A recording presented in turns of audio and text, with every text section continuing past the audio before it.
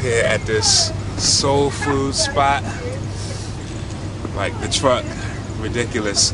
So you know the food is good, like when you're willing to stand outside in the cold. See my breath? Like when you can see your breath and you're still willing to wait in line, like you know the food is good. You know what I mean? It's me. I'm here with my man Mark right here. He's just coming back from Epiphany Fellowship, where we just got it in. We're up in. I order for you, so you good. Yep.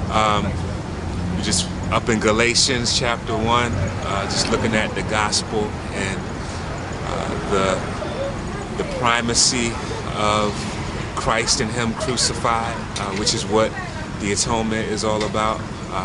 And so as we begin to tape this, we're gonna get some food in our stomachs and just get it in. So, yeah.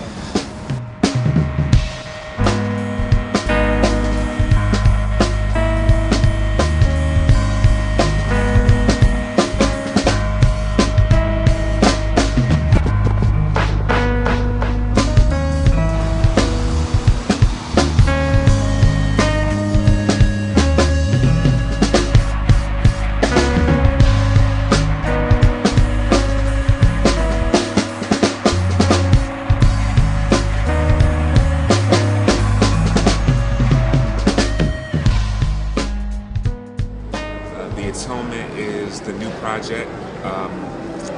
It's an album that is centered on the person and work of Jesus Christ.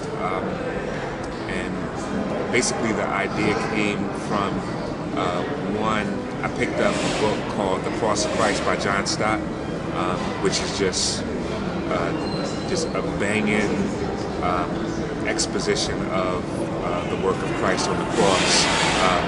And through reading that and through hearing some messages by C.J. Mahaney on concerning the cross, it just really just stirred me up. Like, man, like there needs to be a hip-hop contextualized picture of what Christ did.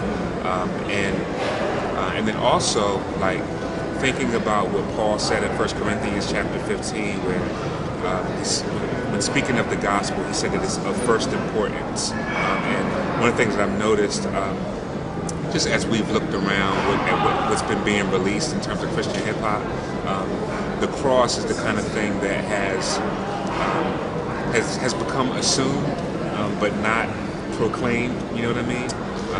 There's an assumed cross. It's like, okay, we already know this. We know that Jesus died for our sins. Now let's move on to whatever. You know what I mean?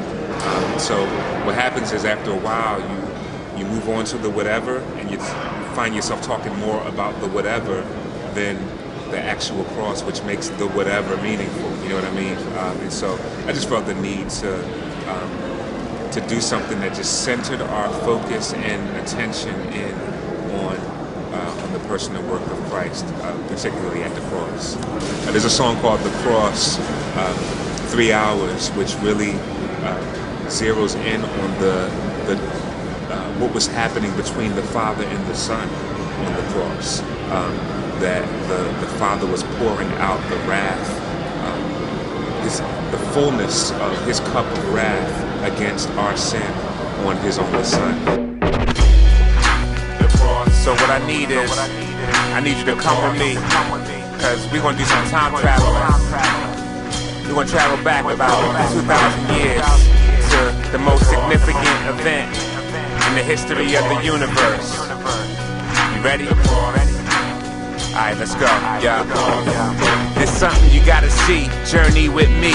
It's approximately 30 AD in the land of Israel, the city of Jerusalem. But on the outside, there screams and loud cries. Through faith, this scene can be seen without eyes. The mean shout lies and seem to sound wise. As we inch through the crowd, we need to be cautious. A Roman execution, men on 3 crosses, but all the focus is on the one in the center. The gate closes behind you, no one can enter. The sight you behold is so odd, just stunned. The man hanging on the cross is God the Son. 12 noon is pitch black, cause the sun shines lacking. Your minds can't fathom this divine transaction. As slowly the sound becomes mostly drowned, you realize that you're standing on holy ground. Man, from start to finish, it's a journey. You know, I'll tell you, like from the gate, like it's a heavy album. You know what I mean? Like this is not the one to get if you're trying to dance. You know what I mean? If you're trying to get your two-step on, like I don't anticipate this being played in clubs. You know what I mean? Like it's just not that kind of work. It's something that, like, one of the issues I struggle with just in terms of hip hop is oftentimes the medium is, in my opinion, not appropriate to the gravity of the message. Does that make sense? Like, yeah. It's almost like, it would be like if you're at a funeral and like hearing the birthday song or something. You know what I mean? Like musically, it just doesn't fit with the mood. You know what I mean? And like we're talking about the cross, we're talking about the gospel, like we're talking about things of deep, grave importance. You know what I'm saying? But oftentimes, like the backdrop of hip hop tends to be it tends to have a trivializing effect. So it can take something that's weighty, and when you put it across the wrong backdrop, it's like, man, it's just been decreased. Like it doesn't seem as weighty anymore.